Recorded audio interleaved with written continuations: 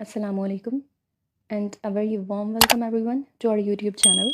आज हम 10th class की जनरल मैथ्स की बुक में से एक्सरसाइज नंबर 1.1 का क्वेश्चन नंबर 18 अटेम्प्ट करने जा रहे हैं और इसी एक्सरसाइज के पहले 17 सवाल जो हैं वो हम ऑलरेडी सॉल्व करके उनकी वीडियोस अपने चैनल पे अपलोड कर चुके हैं।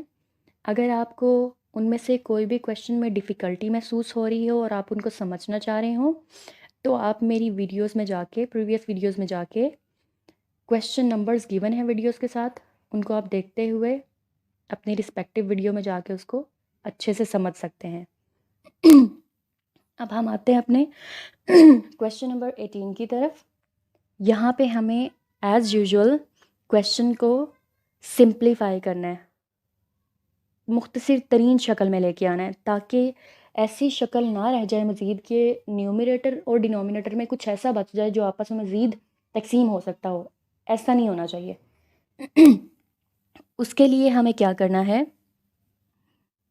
कि अभी फ़िलहाल दोनों फ्रैक्शंस में से देखते हैं कि किसको हम सॉल्व कर सकते हैं, शॉर्ट कर सकते हैं।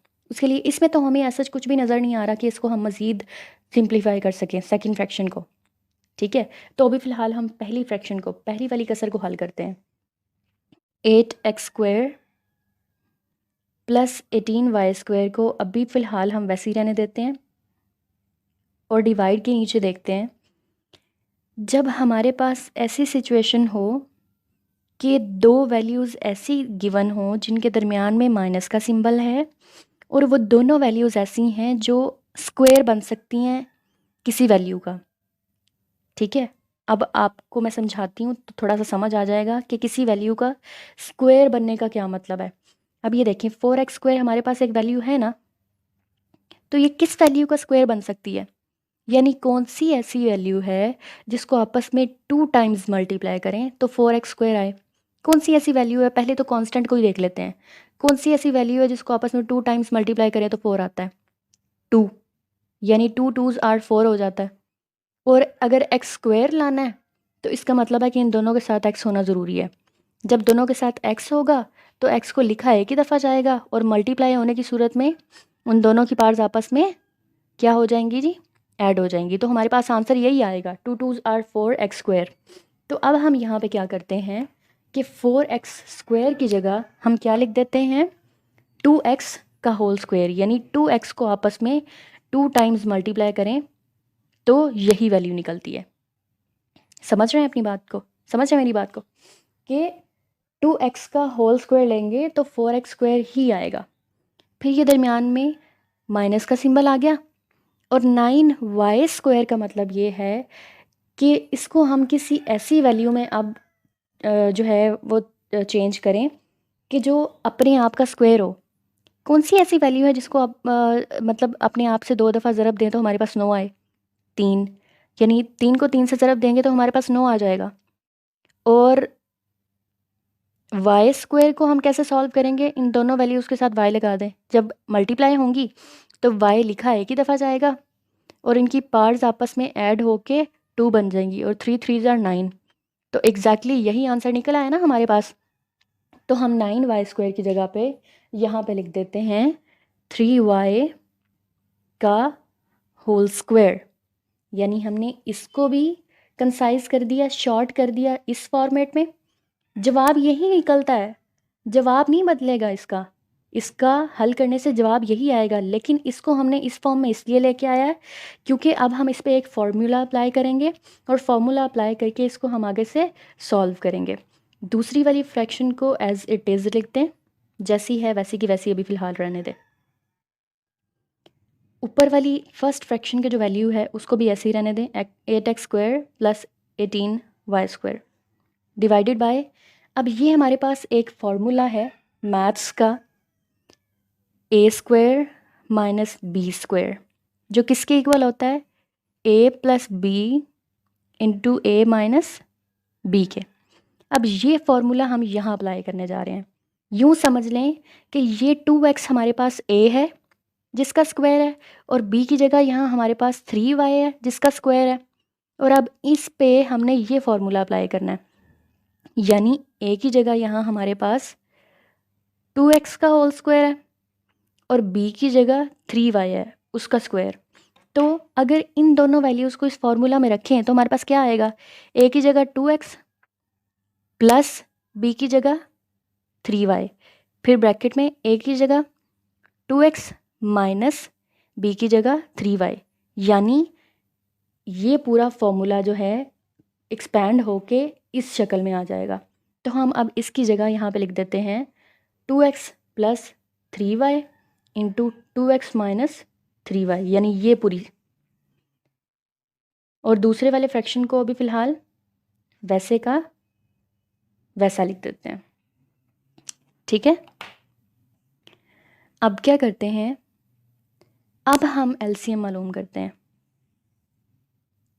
डिवाइड का सिंबल लगाया और अब देखा कि जो डिनोमिनेटर्स वाली वैल्यूज़ हैं उनको आपस में मल्टीप्लाई कर दें और देखें कि डिनोमिनेटर में अगर कोई ऐसी वैल्यू आ जाए जो इसमें भी मौजूद हो और इसमें भी, तो फिर उसको सिर्फ एक ही दफ़ा लिखेंगे मल्टीप्लाई करते हुए।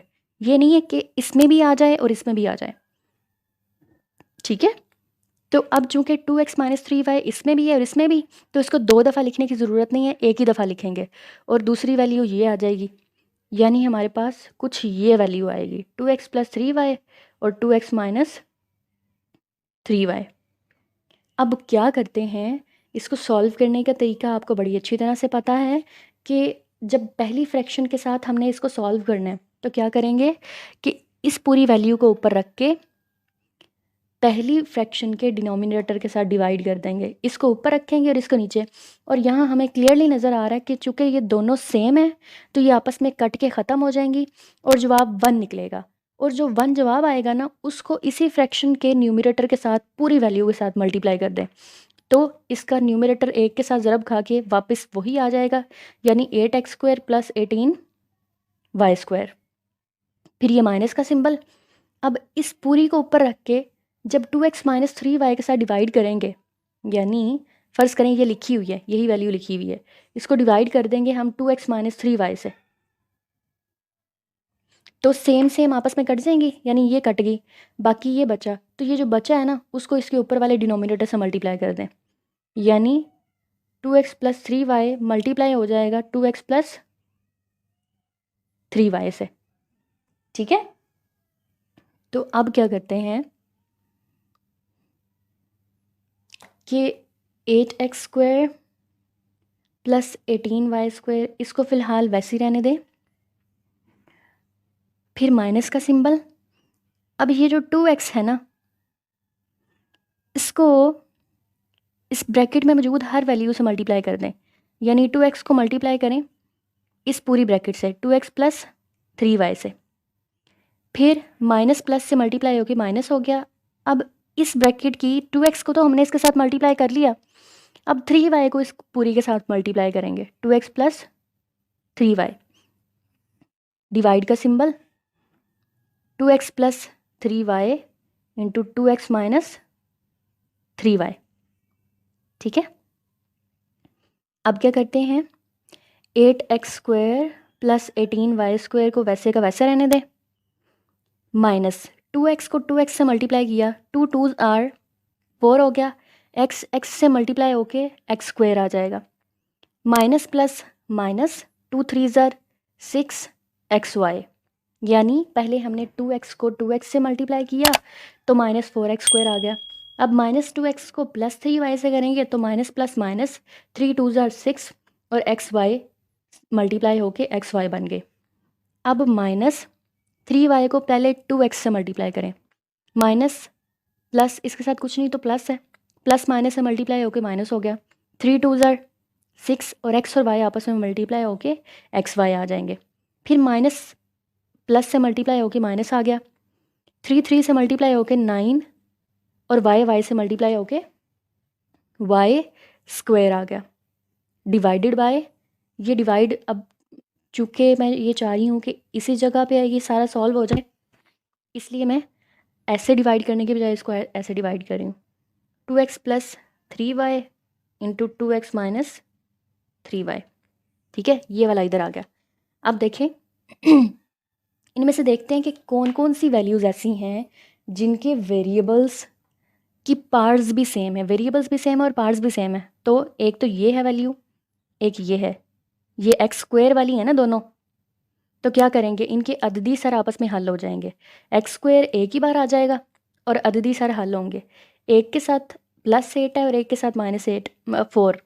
तो 8 में से 4 को जब सब्ट्रैक्ट करेंगे तो 4 आ जाएगा, और सिंबल वो वाला जो बड़ी वैल्यू के साथ था, यानी प्लस।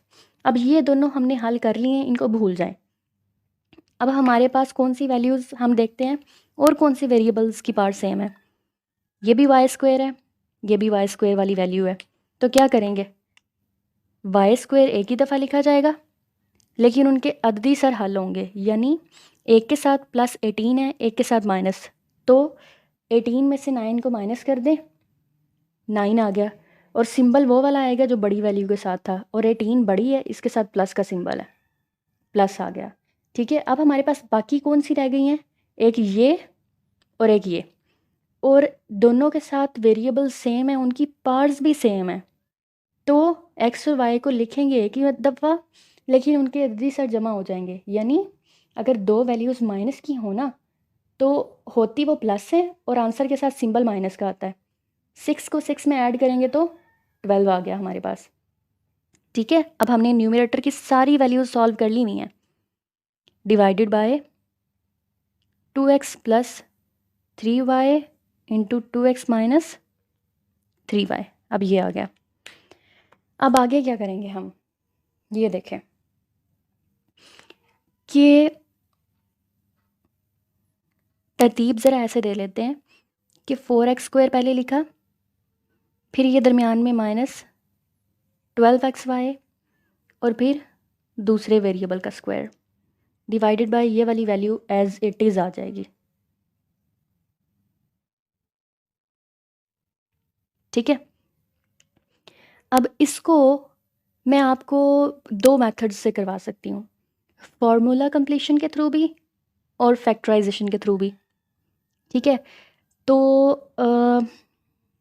अभी चूँकि हम फैक्टराइजेशन के थ्रू लेके चल रहे हैं तो हम उसके थ्रू भी कर सकते हैं, लेकिन चलें हम फार्मूला कंप्लीशन के थ्रू कर लेते हैं।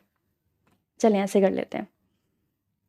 अब फार्मूला कंप्लीशन क्या चीज़ है बेसिकली, उसमें ये होता है कि आपने वैल्यूज़ को, असल वैल्यूज़ को चेंज नहीं करना।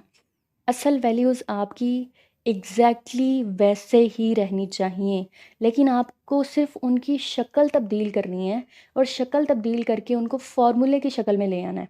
ठीक है, तो फार्मूले की शक्ल में हम कैसे लेके आएंगे, आपने ये देखना है कि दो वेरिएबल्स गिवन है अलग-अलग, उन दोनों की पार्ट्स आपके पास सेम है, इसकी भी पार्ट से 2 है, इसकी भी पार्ट 2 है। ठीक है, और ऐसी दरमियान में वैल्यू भी मौजूद है जिसमें वो दोनों वेरिएबल मौजूद हैं लेकिन उनकी पार्ट्स हाफ हैं, यानी इधर x² था तो इधर x की पावर 1 है, इधर y² था तो इधर y की पावर 1 है। तो हम ये समझ सकते हैं कि ये कोई फार्मूला बन सकता है हमारे पास, और अगर इस वैल्यू के साथ माइनस है ना तो इसका मतलब कि वो माइनस का फार्मूला बनेगा। ये वाला सिंबल हमें ये बताएगा, इस वैल्यू के साथ वाला सिंबल, कि प्लस का फार्मूला है या माइनस का फार्मूला है। तो अब हम देखते हैं कि ये कैसे बनेगा। पहले 4x² को हम लिख देते हैं कि ये 2x का होल स्क्वायर है, उससे फ़र्क तो कोई नहीं पड़ा। अगर 2x का होल स्क्वायर भी लिखते हैं तो उससे फ़र्क कोई भी नहीं पड़ा, क्योंकि 2x को 2x से मल्टीप्लाई करें आता 4x² ही है। ठीक है, उसके बाद उससे पहले मैं आपको ज़रा फार्मूला बता दूं कि हमारे पास एक फार्मूला होता है a - b होल स्क्वायर का, जो किसके बराबर होता है, a² - 2ab + b² के। और अब यही फार्मूला हमने कहाँ पे अप्लाई करना है, यहाँ पे। ठीक है, इस पूरी वैल्यू को हम देख सकते हैं कि यूँ समझ लें कि ये पूरी वैल्यू 4x² यूँ समझ लें a² के बराबर है, ये पूरी वैल्यू समझ लें b² के बराबर है, और ये हमने -2ab के इक्वल लानी है। ठीक है, कैसे, अब कैसे देखें, ये में हमने बना दिया 2x का होल स्क्वायर। उसके बाद हमारे पास यहाँ फॉर्मूले में -2 मौजूद है, तो हम यहाँ पे लिखते हैं 12 की जगह लिखते हैं -2। अभी आगे देखिएगा कि कैसे 12x5 पूरा होता है।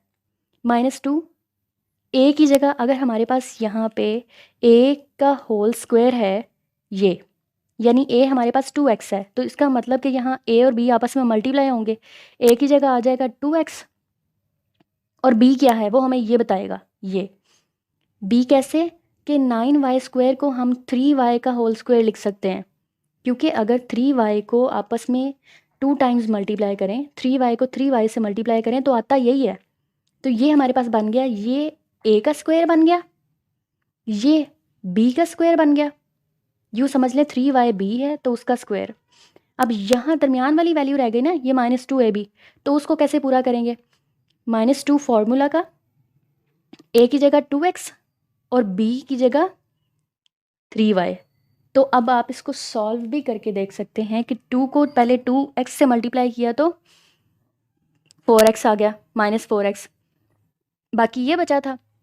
इसको जब आपस में मल्टीप्लाई करेंगे तो इसके साथ कुछ नहीं तो प्लस है, प्लस को माइनस से मल्टीप्लाई किया माइनस, 4 को 3 से मल्टीप्लाई किया 12 और एक्स वाई से मल्टीप्लाई होके एक्स वाई आ गए। एग्जैक्टली हमारे पास ये वही वैल्यू निकली है जो कि ये है।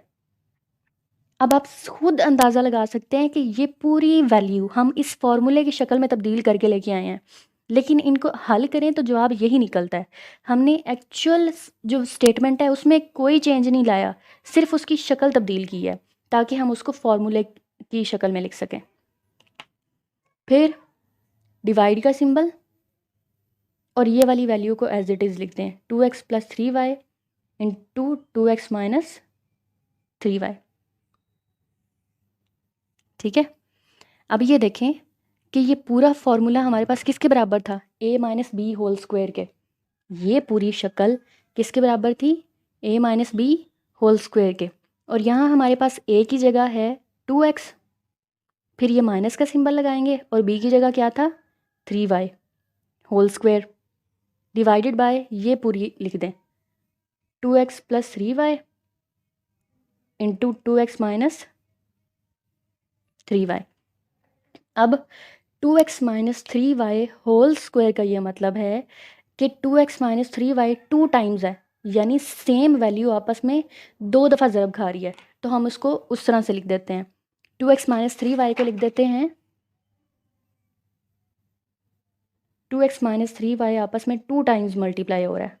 स्क्वायर का यही मतलब होता है ना, होल स्क्वायर का ये मतलब है कि सेम वैल्यू आपस में 2 टाइम मल्टीप्लाई हो रही है।